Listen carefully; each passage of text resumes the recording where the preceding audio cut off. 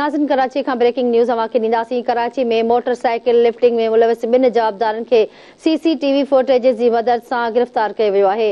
Police जो चवणु आहे त गिरफ़्तार जवाबदार जे कब्ज़े मां चोरी थियल मोटरसाइकिलूं हथ कयूं वयूं आहिनि। जवाबदारनि गुलज़ार ऐं समीर खे चाकीवाड़ा थाणे जे हदनि मां गिरफ़्तार कयो वियो आहे।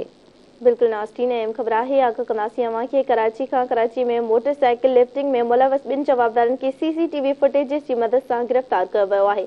पुलिस जो चवणु आहे त गिरफ़्तार जवाबदारनि जे कब्ज़े मां चोरी थियल मोटरसाइकिल हथ कयूं वयूं आहिनि। जवाबदार गुलज़ार ऐं समीर खे चाकीवाड़ा थाणे जी हदनि मां गिरफ़्तार कयो वियो आहे।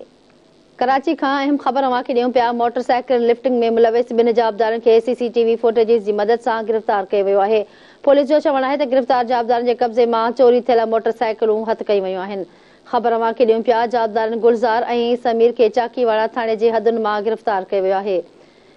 कराची खां ख़बर अवां खे ॾियूं पिया। कराची में मोटरसाइकिल लिफ्टिंग में मुलविस ॿिनि जवाबदारनि खे CCTV फुटेज जी मदद सां गिरफ़्तार कयो वियो आहे।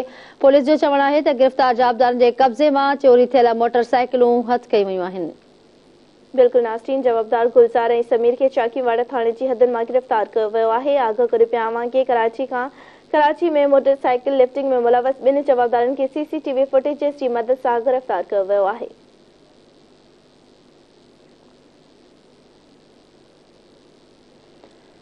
कराची खां नाज़िन अवां खे आगाह कयूं पिया। मोटरसाइकिल लिफ्टिंग में मुलविस ॿिनि जवाबदारनि खे CCTV फुटेज जी मदद सां गिरफ़्तार कयो वियो आहे। पुलिस जो चवणु आहे त गिरफ़्तार जवाबदारनि जे कब्ज़े मां चोरी थियल मोटरसाइकिलूं हथ कयूं वयूं आहिनि। बिल्कुल नास्तीन जवाबदारनि खे गुलज़ार ऐं समीर खे चाकीवाड़ा थाणे जी हदनि मां गिरफ़्तार कयो वियो आहे। आगाह कंदासीं नाज़िन अवां खे कराची में मोटरसाइकिल लिफ्टिंग में मुलविस ॿिनि जवाबदारनि खे CCTV फुटेज जी मदद सां गिरफ़्तार कयो वियो आहे।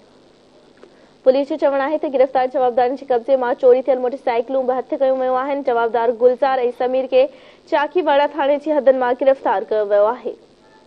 आगाह कंदासीं नाज़रीन अवां खे कराची में मोटरसाइकिल लिफ्टिंग में मुलविस ॿिनि जवाबदारनि खे CCTV जी मदद सां फुटेज जी मदद सां गिरफ़्तार कयो वियो आहे। इन हवाले सां वधीक अपडेट मालूम कंदासीं। साग सर की लाइन ते मौजूद आहे। जी साग आगाह कजो, कहिड़ा तफ़सील आहिनि?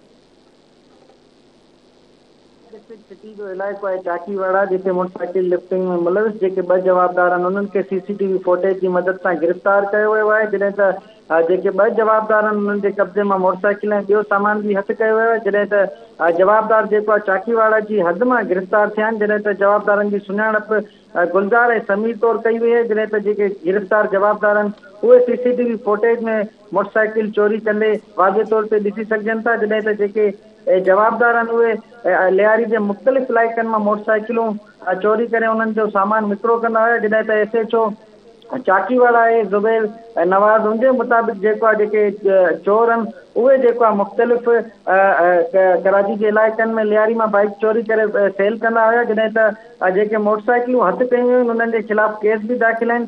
जॾहिं त जवाबदारनि जो जेको क्रिमिनल रिकॉर्ड आहे उहो बि हथ कयो वियो आहे ऐं जवाबदारनि खे वधीक कार्रवाई लाइ AVLP पुलिस जे हवाले कयो वियो आहे। SHO ज़ुबैर नवाज़ जो चवणु आहे त जवाबदारनि जे ख़िलाफ़ ॿियो केस दाख़िल करे वधीक जांच शुरू कई वई आहे। जी ठीकु आहे, साक अवां जी महिरबानी।